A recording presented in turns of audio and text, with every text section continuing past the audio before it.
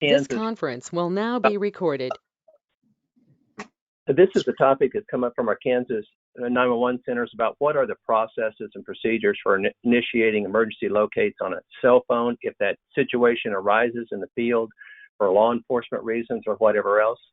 And we thought, well, what better way to do this than to get each carrier to explain their process and procedures. Obviously, you can't just do that without the appropriate cause. But I think everybody's got a different view on it. And what we'd like to do is go through each of our providers here. And predominantly, these carriers are the ones that have service all across Kansas, or at least in various pockets of Kansas anyway. And what I'd like to do, I'm going to ask every carrier to go through and explain in 5 minutes or five to 10 minutes what their processes are. If there's documentation associated with it, I'll gather that information up and we'll send that out later on or put it on the portal. So to kick this off, I'm going to ask Nathan Pierce with AT&T Mobility to actually start and explain what their processes are. If you don't mind, Nathan, are you out there and off mute? Yes, I am, Phil. Thank you. Can everyone hear me okay? Yes, coming in good. Okay. Excellent. Okay. Well, yeah, thank you for having me on, Phil. I appreciate it. I hope everyone's doing well today. I mentioned to Phil, just in case anybody's posting questions or anything like that, I'm not able to connect to the GoTo meeting, so I can't quite see questions or things like that, but I'm obviously on the call. So I will go ahead and just jump in here and give everyone a high-level overview. Try not to bore you with some of a lot of the little details, but we'll get into the meat and potatoes. So again, I'm with AT&T, the Global Legal Demand Center. We do support the entire country. We're 24/7. So just in terms of trying to get emergency assistance, dispatchers, the PSAPs, law enforcement can call at any time, and they will reach one of our analysts, which will ask them a few questions. But essentially, from your standpoint, if you're trying to get emergency assistance, you'll inform the analyst that you need help with that. And then our analyst will proceed to ask you a series of questions to basically determine what type of emergency you have. Okay, do you have a 911 call? Did someone dial 911? Did a third party dial 911? Or did no one dial 911? Maybe there's a kidnapping or something happening in progress, right? So there's essentially three different types of emergency scenarios that we will try to determine which one it is.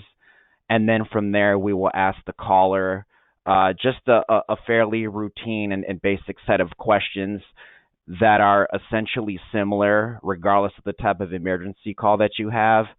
But there is an extra question or two depending on which one it is. So it's relatively similar. But we will ask you a set of questions, which will include the type of information that you're looking for. We will validate you while we're on the call with you. Okay, so that's part of our process as well. So once we've gone through those questions, determine what kind of information you need, and gone through validating you as a valid law enforcement agency, we will proceed to provide you with the information. Now, in terms of location, I think that's the biggest thing everybody's going to talk about. Types of options for you guys when you call. Most people are looking for live locates. So in regards to that option, we can provide you with a single location, which a lot of people want. They just want a one-time latitude and longitude of where the phone is.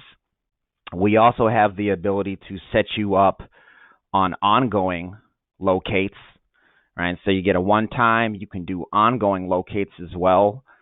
And then if none of those are an option, because there are times when we are not able to provide live locates to you, maybe the phone's out of service or they turned it off or whatever the case may be, we also have the ability to do a kind of like a second type, which would just be a cell site, which is a much broader type of location, but that would kind of be the backup in terms of providing you with something when we're not able to give you a live location. So we would obviously start with the best type for you, and provide that. And our system will automatically provide you with the best type of location. When we do set you up on like a live location system, we will get an email address from you. The system will automatically be able to send those locations to you. Typically every 15 minutes. You can choose higher durations, every 30 minutes, 60 minutes, but we can set you up in the system. That way you don't have to call us back, and you will continually get locates over the duration that we set you up for. If you'd like it for an hour, 3 hours, 4 hours, we can do that, and then it will automatically stop as well, so you don't have to call back and end that. Of course, you can always call back and end it prematurely as well. But that is essentially how our locator system works. We can do a one-time, or we can set you up via email on ongoing locates. And again, if those don't work, we can always move to a cell site, which is going to be historical. So that's kind of the bread and butter of our process and how those locations work. Nathan, can you give us a little bit of an idea of what type of questions you will ask to validate that this is an appropriate type of request? Sure. So we'll obviously get, basic contact information from you up front, who you are, which agency you work for. We'll ask what type of information you need. And then when it comes to determining if it is an exigent, we will ask you, for instance, if it's a 911 call. Did someone dial 911? So either they did or they didn't, right? So if they did, then it would be that 911 call. If they did not, we would move into a different set of questions, and we would ask what the nature of the particular emergency or exigent is, right? So you would explain, just an hour ago, right, someone busted into a house, beat someone up, put a gun in their face, and then ran out the door, or whatever the situation may be. So we would ask you we ask you a couple questions in that way just to determine that it is an exigent. So obviously you guys are in the field and kind of working that. We do need to know just enough to know that it is an exigent and it's not, say, for instance, a stolen phone, right? Because that wouldn't be an exigent. We do get a number of calls for that. Unfortunately, we typically do not ping stolen phones. So we would just need to know enough details. And if the caller is not initially able to provide enough information, we would just say, hey, do you mind placing us on hold, or would you like to conference in a law enforcement officer, or whatever works for you, just to get those questions answered so we can move forward. So obviously not to kind of delay the situation or anything with you. We know you guys are kind of, in a high stress situation, working the emergency. So if we do ask you these questions, it's just to really just determine that it is an actual exigent.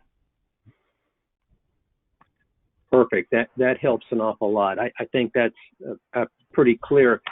Nathan, do you have? I know you sent me some, or I was sent some documentation from AT&T about your process. Is there? It wasn't anything like it was just informative. It wasn't a form or anything anybody has to fill out. Is there any other documentation that should be part of what a PSAC should have on hand so they can study it, or what do you suggest? No. So yes, the document that we sent you, that you're right. That's just a high level document, and I would say no. There's not really anything that they would need to be aware of. Because if you call, and you have an emergency, at the end of the day, we're going to kind of do whatever we can to assist you. So if there's something that maybe you're not sure we can do, or if we're not capable of, give us a buzz, and we would talk through that scenario and try to assist. So it doesn't encapsulate everything, but we're 24/7, and they would just need to call us, and we take everybody through those similar steps to determine that it's an exigent, and then see what we can do in terms of providing you with the information, because we do realize a lot of you request stuff that is just beyond location or subscriber information. Nathan, do you have a phone number that I can take down for that they would call? Yes, absolutely. So our number to our department is 635-6840, and you would want to hit option 4. Perfect. Of course, you would get through to an analyst either way, but option 4 is basically the emergency request line. Perfect. Nathan, thank you. That took about 10 minutes, but I think you got your main points across. Are you okay with that? Yes, I am. Yeah, I hope that was good enough for you guys. I appreciate it. Thank you. That was excellent. Thank you. Let's see. What about Debbie Parks with Pioneer? Are you out there that you could? Yes, I'm here. Yeah. What have you got for us, Debbie, in this particular process? Sure. I'll go ahead and correct my phone number. It's I think we're missing a digit. It might have been my fault when I sent it to you. 405-375-0758. 58. Yes. Thank you. Mm-hmm. Okay. Calls will come in. I'm giving you all my direct number. I'll also supply another direct line. When the 911 requests come in during the working day, they come directly to me or to another number that I will. Do you want me to go ahead and give you that second number now, or just send it to you after the call? Well, I'll take it right now if you don't mind. Okay. 405-375-0383. Perfect. Thank you. Mm-hmm. And so we'll determine we'll ask questions, just like what Nathan was talking about, the type of, emergency. I think we're all in agreement. A stolen phone is not an emergency, but when a case of kidnapping or a silver alert, domestic abuse that has happened, or we've had officers that were actually threatened, we will ask quick questions, obviously, because this is an emergency. And then I will get contact information from you and the law enforcement agency, and then a name within that agency and contact information. And then we hang up, and then I notify our network operations center, and they will get the Latin long, and then call back law enforcement or whoever was requesting the information and provide that to them. We only will have this activated up to 1 hour. And obviously, if the person is located before then, we usually get a call back saying, hey, you can end in that search, in that pinging of the phone. If something is needed beyond an hour, then we will need a call from law enforcement to extend that another hour.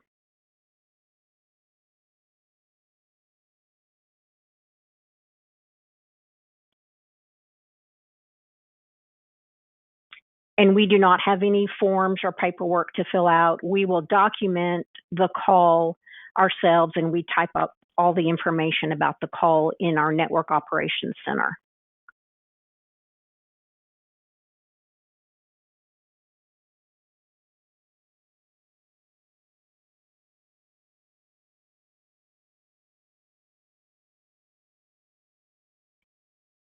Let me go ahead and give you our network operations number, if I could.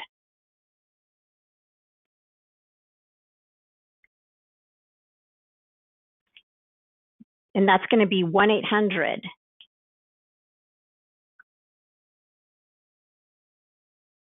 1-800-375-6162.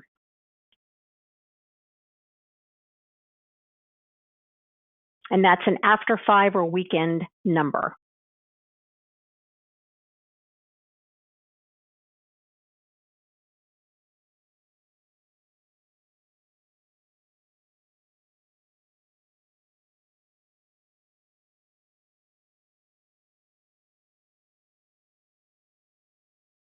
Perfect, Debbie. Anything else? That's pretty straightforward. No, we have a simple and straightforward process. I love it. Thank you so much. Let me go on to, let's see. Ryan Hoke with Viero, are you on the line today? Yep, I'm still here. Yeah. Ryan, what can you tell us about your emergency contact information and what have you? So it's pretty self-explanatory in the form I shared and sent over, and that's in a PDF format. And so what I believe you could do is, and it's real similar to these other carriers, what they've said. You've got to have an exigent circumstance. You know, this can't be for locating a stolen phone, or we've even had officers call up working on a case and they're maybe looking for a parolee, wondering where he's at. It's, you know, stuff like that requires a warrant. So this is solely for exigent circumstances. So I think what you could do with the form is if each jurisdiction stored it locally, they could have a lot of it pre-filled out, you know, with their contact information, et cetera. And then briefly describe the exigent circumstance, sign it, and that could be a digital signing too, and verify all the information.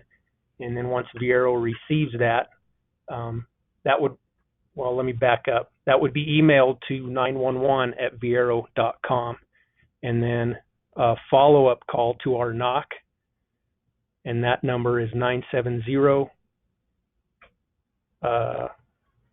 Let me make sure I'm getting the other part right.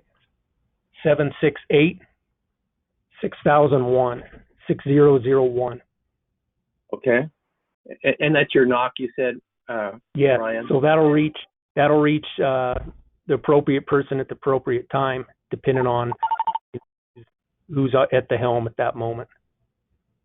Yes, perfect. And that's after hours and during primary hours, Ryan, right? Correct. And I think the way the document that I shared with you guys is worded, it says if it's after business hours to call, but I would suggest calling anyway, even if it is during business hours. So I kind of put that in my messages to you. Not that it wouldn't get a response, but it's always best to follow it up with a call. So, and then to continue, once that's filled out completely with a brief description of the circumstance that warrants that situation, then the Viero technician will do their best to locate the phone, and we have the ability to send them a one-time ping. Okay.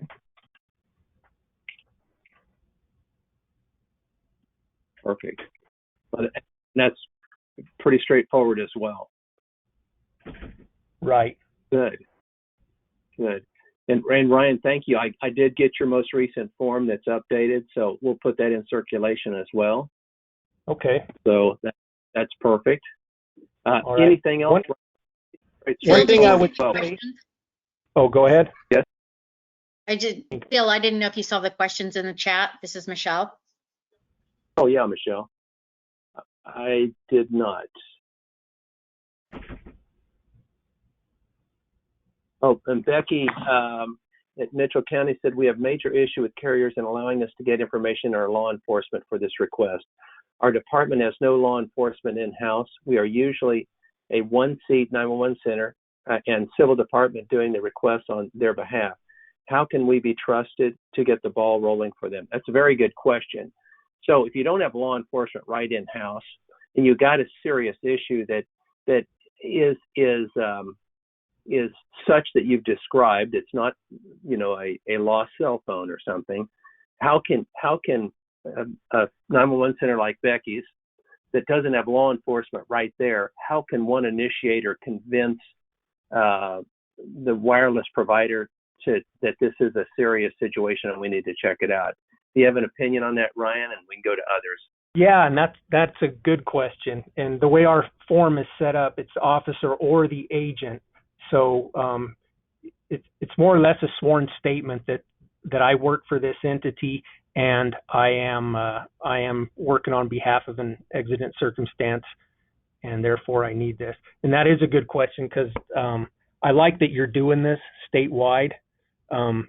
It's also well known that local control is probably best, and nobody knows their territory more than the local people and the sheriff there. So those two things kind of go hand in hand. But the fact that you're doing this statewide helps everybody at least get on the same page with what the procedure is, because a lot of these PSAPs that we work with in our footprint, some of the email addresses are not even .gov addresses. They're like a Gmail address, right, or something like that. So it's very hard for us to determine what's legit and what's not. But I think after filling out this form and then speaking with somebody on the phone, it would be a very good indication of you're legitimately speaking with somebody and not some, random employee that's maybe looking for their husband or wife that, or their girlfriend or something. I'm kind of thinking that every company is going to have a different view of how to evaluate the legitimacy of the request. Yeah.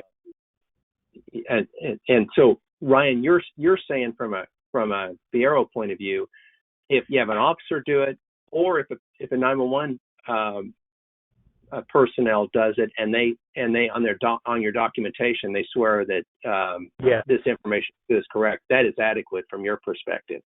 Yes, it is, and it's worded that way on the document. It says officer/agent. So a PSAP dispatcher is definitely, in fact, more times than not, that's who we are working with.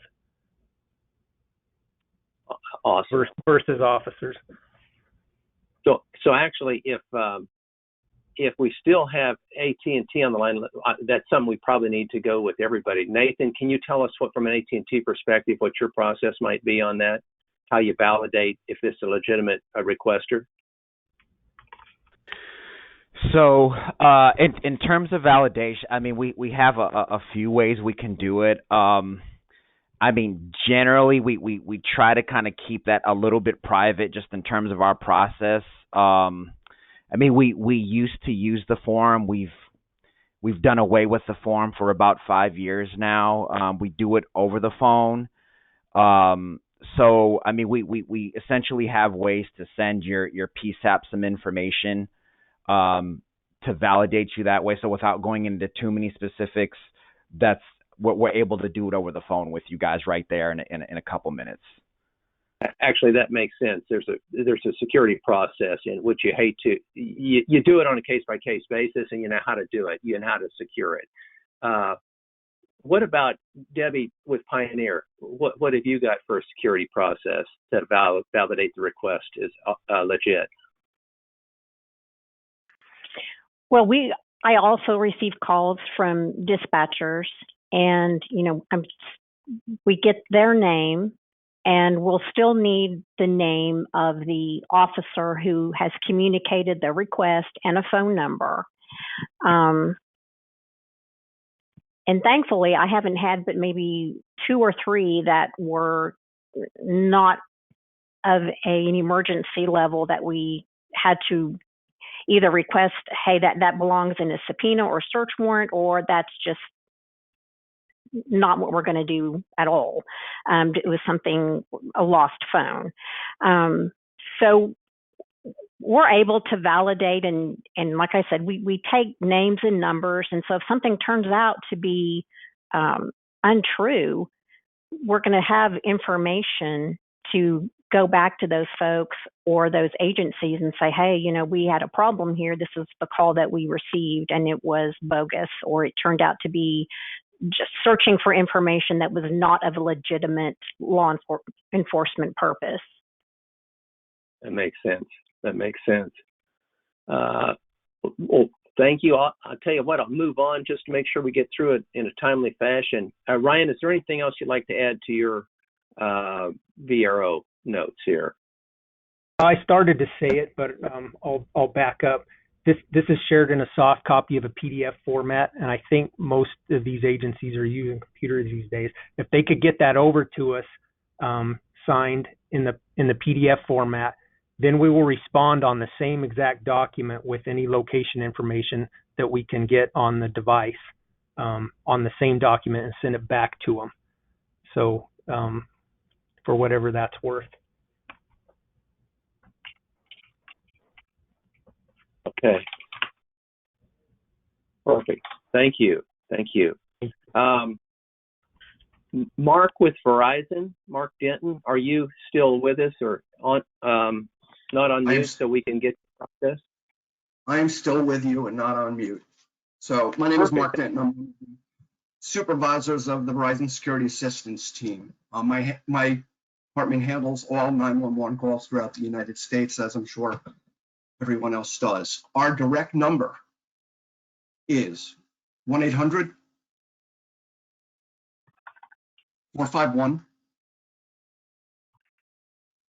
That's 451-5242. 1-800-451. 5242.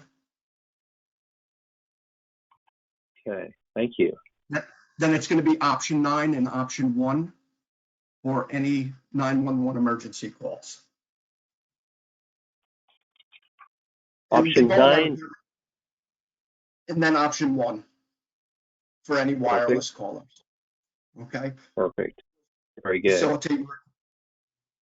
Our goal is to facilitate your request in the most efficient way possible, while of course protecting our customers from anyone phishing. We do things a little bit differently than some of the other companies, it seems. If the phone dialed 911 and we can pull it up in our system and see it, we don't require a form. Now, if it is a third party dialing 911 or an officer looking for information on a silver alert or a missing person, what we'll do in that point is we will send out one of our exigent request forms to the PSAP while verifying the numbers and the callback number on them. With that, all the information is pre-filled in by my analysts, sent over for a signature, so we don't waste any time on that. They can email it or fax it back to us. And depending on the situation, we normally wait for the form to be returned. However, if it is something that cannot wait, suicide in progress, missing children, we're really big on, we can always do a callback verification after we validate the number to the agency. And then they can follow up with the paperwork at a later date. What I also do want to mention that if a phone does dial 911, Verizon has continued at the request of Nina to have a 5-minute rebid off of that phone number after the person hangs up. So your PSAP will be able to rebid for information, location information on any 911 call, as long as the customer doesn't shut that off by actually physically swiping the off button. This used to be a base requirement for all phones. I'm not sure how many carriers are still doing it.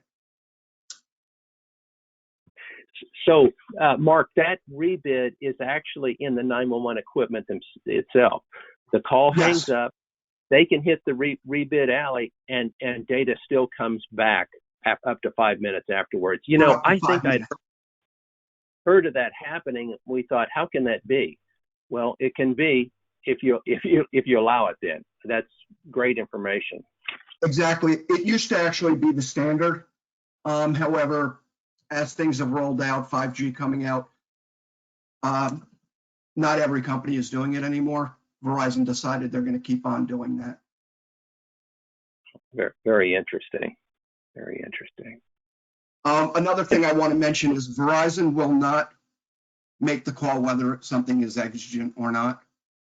Law enforcement, if they're calling in and stating it's exigent and signing off on our form stating it's exigent, we will comply. The onus is on the law enforcement or the PSAP to make that call because we don't know the particulars.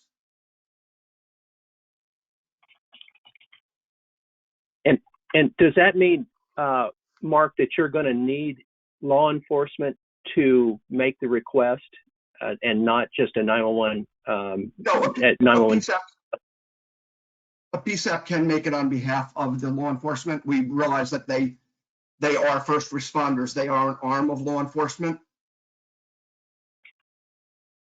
So we have the ability to do that. They do sign off on it, stating under perjury that it is an exigent request. One of the questions we do ask on everything that did not dial 911, all my analysts will ask this question. Yes or no? Does the request relate to an emergency involving danger of death or serious physical injury to a person, necessitating disclosure without the delay of information relating to that information? So really, hey, is this request an emergency involving death or serious physical injury to a person? Once they say yes, we have all our calls recorded as another way really to cover ourselves. We have found and actually have prosecuted these fishers that have come in with the help of some of the other companies on the phone today. We look for people for phishing information. We don't take it lightly, and we will prosecute to the fullest extent. So, you pretty much discern, is this a valid request? And that's, and with all your questions, you can get there. And if it happens not to be, you push back in a strong way. And absolutely, yeah. So you keep everybody on the right page. Yep. That makes sense. One thing I also do want to do is I want to give out my personal cell phone number to anyone on the call. I would rather hear about issues when they're happening than read about them in the paper the next morning, stating that we did not do something that we should have done. If you're ever getting pushback, and once again, we're not talking about stolen phones. We're not talking about, an officer, unfortunately, who wants to find their life. I can be reached anytime, day or night, at 908 507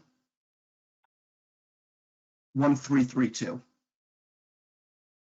Oh, perfect. That's outstanding. Well, that is really helpful. I think from some of the questions we've got, there's probably quite a few questions in the field about how to make sure these are legitimate, who to call, and that type of thing. So this is extremely helpful, Mark. Anything else from your perspective that you want to add? We also have the capability to ping a phone that is on our form. Fill out the form, you send it back. We will ping a phone up to 48 hours on an exigent situation. We will send it to the email addresses that law enforcement or the PSAP would like it sent to, as long as it is a government email address. We will not send it to Yahoo. We will not send it to Google.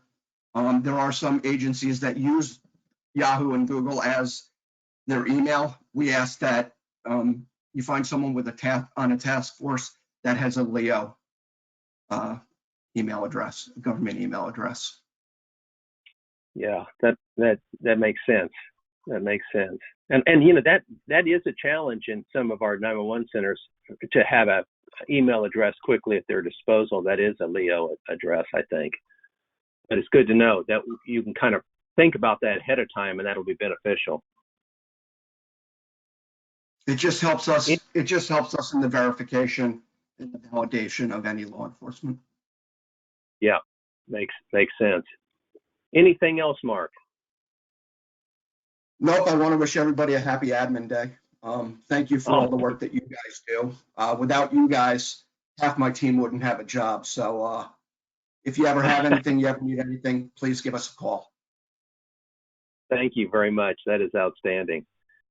I don't think I didn't see Aaron Gillespie on with Next Tech. Is Aaron on this call by any chance? Yeah, hey, I apologize. I didn't announce myself, but yeah, the Aaron Gillespie Next Tech Wireless is here. Perfect. Aaron, I was just saving Sprint T-Mobile for last, but since you're here, I'd like to hear your perspective on this. Yeah, sure. I don't think we're far off from some of the others that have already spoke. We have professionals available 24/7, 365. We do use a form. Philip, I believe we've shared that with you. You have, yes. It's a one-pager PDF asking some very simple questions. Additionally, on that form is the number to call. So once the form is filled out, you can call the number and they will begin to process the ping or locate, whichever one's desired. We do allow or work directly with dispatchers. So we see that as an extension of the local enforcement officer. So I know that was a question posed here earlier on the meeting. So that is something that we will provide to the dispatcher. On the form, there's, like I said, very simple questions and a signature portion on there. But it's pretty straightforward. We'll do one-time pings, and at request, we can do a continuous 1-hour ping if desired. Good.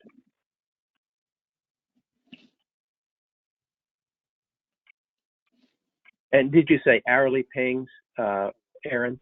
We can do a continuous 1 hour, yeah. Yeah.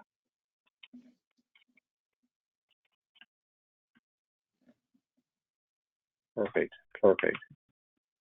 So your validation with the dispatcher is pretty straightforward on the form. They sign it, and you're pretty much good to go. They fill the form out. They call that 24/7 number. Do they fax the form back to you, email it, or how does that form get back? They can do either. They can fax or email.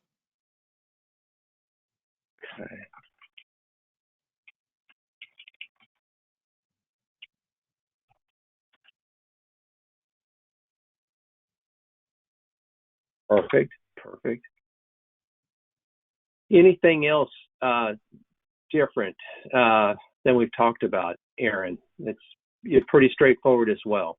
Yeah, I think it's. I don't think there's anything outside of the context that what has already been said. I think we're pretty straightforward, and getting in all information or questions people may have, I think they'll hopefully find the answer on that simplistic form that we've created.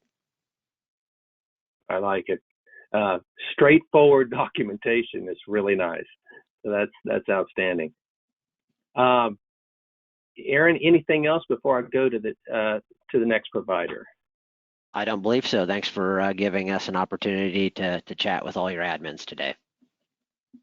Man, I appreciate you coming. Thank you so much. Let's see. So you've got a couple questions. You've got a couple questions in chat. One, clarification from Viero. To initiate the locate, they fill out the form and email it and then call the number. Is that the correct? Yes, exactly. So, and that keeps it all contained in one form with the officer. And there was another question earlier too about an officer versus PSAP dispatch or whatever. Both names could be on it, and then there's a spot, to sign it, whether that's digitally or whatever. That's fine. But whatever information you want to put on there, just as long as it's complete. And then I also like how Mark pointed out at Verizon that about this being not our call, because that's the same here, and it's stated that way on the form. I didn't point that out, so thanks, Mark, for pointing that out. That's a really good thing to note. It does say exactly what he said, almost the same wording about being an imminent threat to life. So that's part of what's on the form. Perfect. Thank you, Ryan. You bet. What else have you seen on there that I may have missed on the chat? Okay, last one that brings us up to date, I think, is can providers commit to accepting e-signatures? We've had providers demand physical signatures upon noticing it was an e-signature, such as the e-signature feature in Adobe.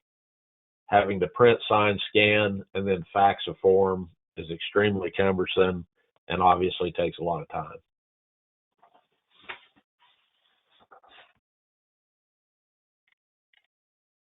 We throw that out to anybody who's willing.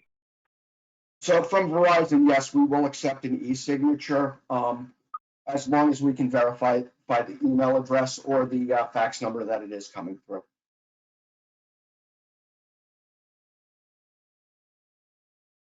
What about AT&T? Nathan, can you guys accept it? E-signatures? So since we don't use the form, so that won't be an issue for us. So that won't come into play. Oh, of course. We do everything directly over the phone.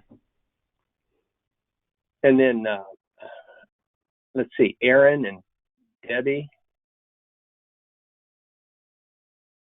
This is Aaron, Nextech Wireless. Yes, we will accept an e-signature.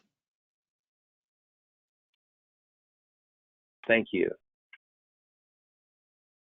This is Debbie with Pioneer, and we do not have a form, so everything is done over the phone. Perfect. Perfect. And I think that was good. I think that covered us.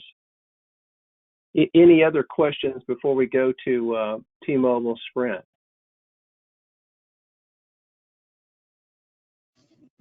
Phil, real quick, we just have about 15 minutes left in the session.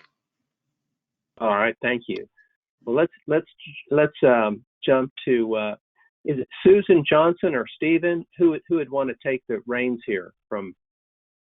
Yeah, so Phil, first, it's Sue Johnson. I just wanted to say thanks for inviting us to share with you and the dispatchers how T-Mobile handles all of our 911 and exigent calls that come in. I'm the trial team manager for T-Mobile, and I also handle setting up all the trainings for law enforcement for T-Mobile. But I'm actually going to introduce you to Stephen Ehrman and Antoinette Moore. Stephen was with the Sprint side of the house as a manager with electronic surveillance and is now working as a manager on the intake and production team for T-Mobile since the merger of Sprint and T-Mobile. Stephen is actually going to discuss our new procedures, which are actually going to take place next week since we merged the two companies together. And then Antoinette Moore and myself will discuss the procedures that we have in place for the 911 and exigent calls that come in. And Antoinette Moore is a manager on the intake and production team. So with that said, I'll turn this over to Stephen and he'll explain the exciting week we have coming up next week. Yes, we do. Good. Thank you. Sure. Yeah, we actually have some exciting news to share with your group regarding the groups that answer these important calls.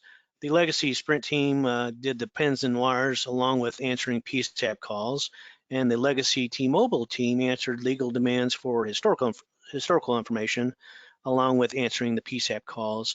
And on Monday, November 9th, we will kick off a group with a singular focus of responding to PSAP and exigent calls. It's the Emergency Response Center, ERC. You can still call the Sprint number. It will be forwarded for probably a year, but you can, just dial the T-Mobile number as well. So, but the Sprint number is going to be forwarded on Monday to the one new team. So I will let Ant take over from there. Hi, everybody. I'm Antoinette Moore.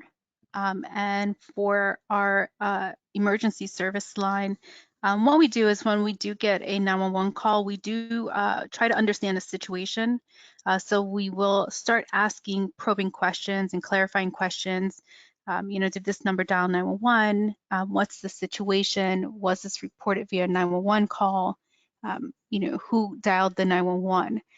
If it is a 911 call, we will do what we call is a verification call. So we will place the dispatcher on hold and then call into their dispatch center to confirm, one, that they're actually on the line speaking to T-Mobile, and two, that the call is still active. So just to make sure that we aren't getting a third party calling in pretending to be a 911 dispatch center. So we do the verification portion on that. If the call is not a 911 call, what we want to do is we want to try to establish the immediate danger of death or serious physical injury.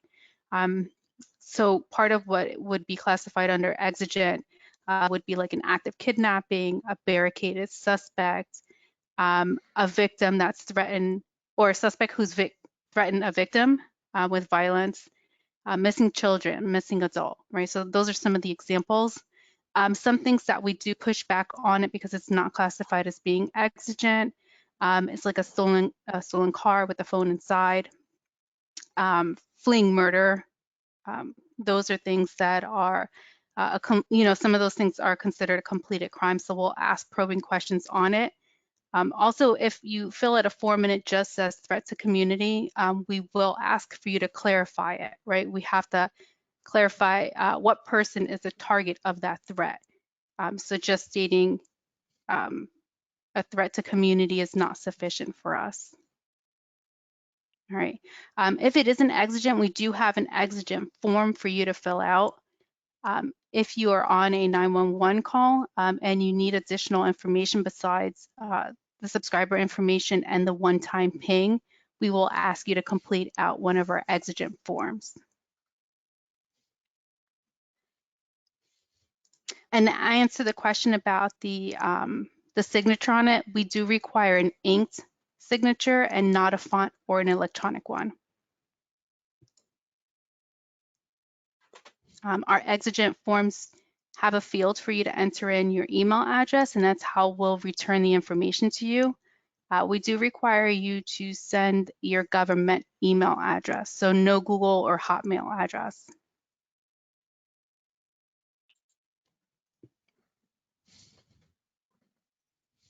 Is there a form that you'd want us to publish, from a Sprint T-Mobile type of a situation, or do you get that on a case-by-case basis? Yeah, we usually wait for the call to come in, and if it's something that's required additional or if it's exigent, we will send it to the dispatcher. That way somebody is aware that a form is going to be returned, and once we get it, we work on it right away, as opposed to just having a form sent in and no one knows that it's coming through. Okay. And making sure that that specialist who's on a call with you, they're responsible for following up and making sure that that's all processed. So, and what's the phone number, the 24/7 phone number that you would use or people would use to call in to? Absolutely. So there's two. There's our main number of 1-866-537-0911, or you can dial 973-292-8911, and it's option 2. Perfect.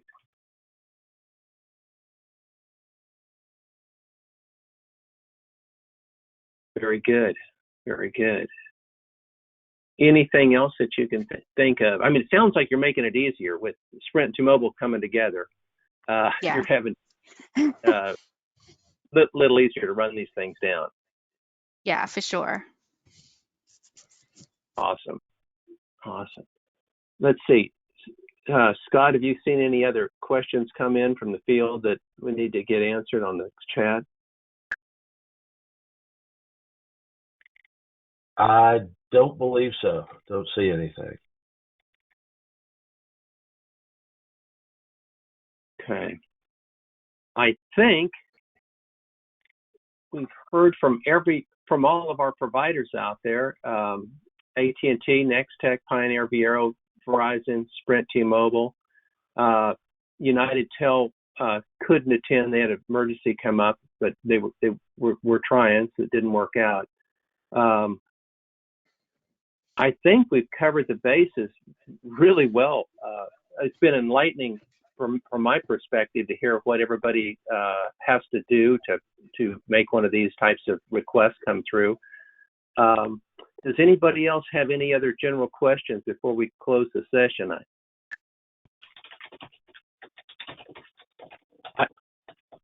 If not, Hey, I this is want to Ryan thank. Fiero. Yes, Ryan. Are you going to share this with all of us participants? I sure can. Doc? Okay. I sure can. Right. I'll clean it up a little bit and I can send it out, Ryan. If that's your preference, certainly. Sure. Thank you. Folks, I want to extend my thanks to all of our wireless providers in the state here that have come together to provide this information. You guys have been really gracious with your time and willingness to jump in and help clarify to all of our 911 personnel. So thank you so much for your time. We appreciate it. Yes. There's a question out there from Nikki about, is there an easier way to figure out who provides service for track phones? Good question. Does anyone know that answer? Who Yes. provides service for phones? Yep, I can help you. I'm Antoinette with T-Mobile. And TracFone is a wholesale partner. So if you are looking for subscriber information, you would have to reach out to TracFone itself because they store that billing part of it. But if you're looking for ping information, they are on the T-Mobile network and will be able to ping the device for you as long as it's on. They also do run on the Verizon network? No. Yes. This is Verizon. They do run on our network. TracFone runs on your network. So is a wholesale partner. So you must reach out. So you got to know the telephone number, and then you reach out to TracFone itself, and the TracFone will say whose network they're running. That's the way you'd characterize that.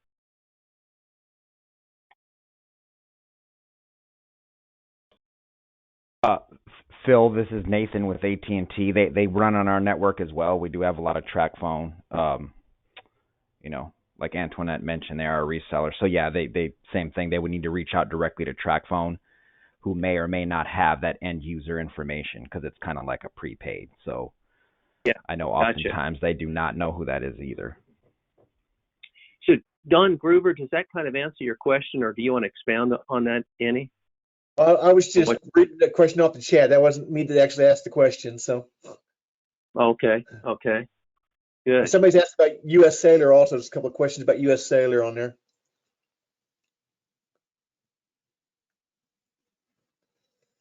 I think you can always go to newstar.biz, find out who the telephone number is under as a service provider. That will tell you who the TracFone is actually with.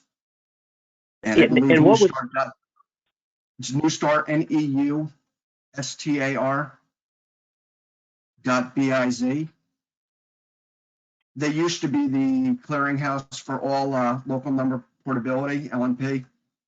I do not believe they are anymore, but they do have a service where you can put in the number. I believe it is free for law enforcement and their partners, and it will tell you what carrier phone number is with.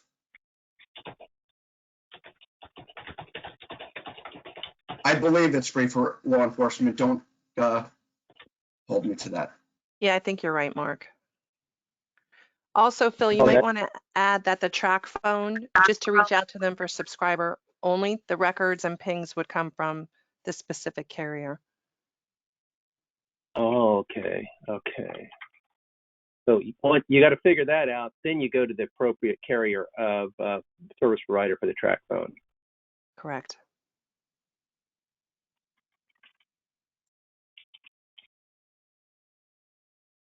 Okay.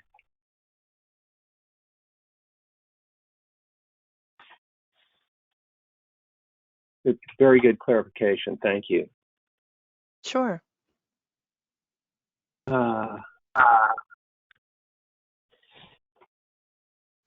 What else am I missing? Am I missing some questions that you guys are looking for in the field?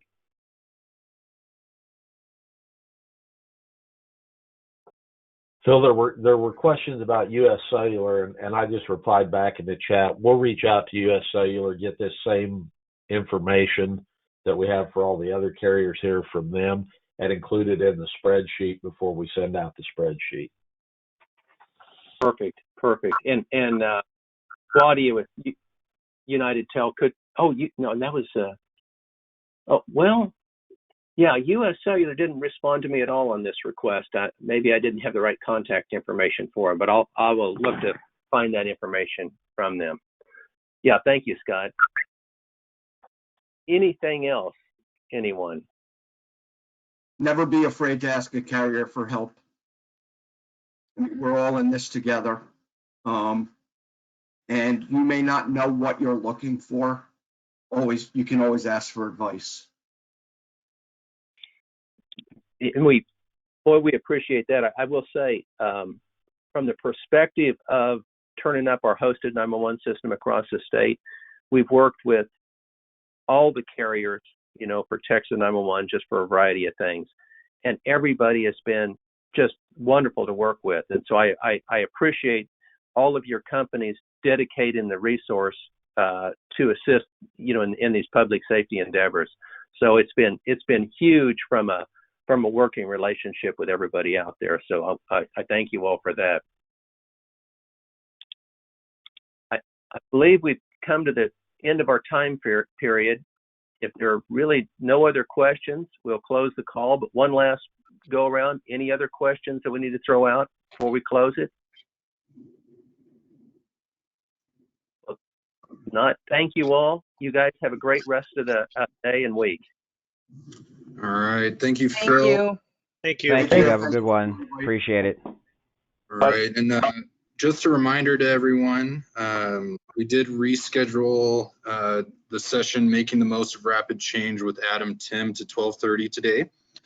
So that is during the lunch break that we're about to go on. And then starting at 1, there will be 2 sessions, director and supervisor track, as well as dispatch track, which is going to be new and exciting for you guys. So we look forward to seeing you there. Thank you. Thanks, Paul.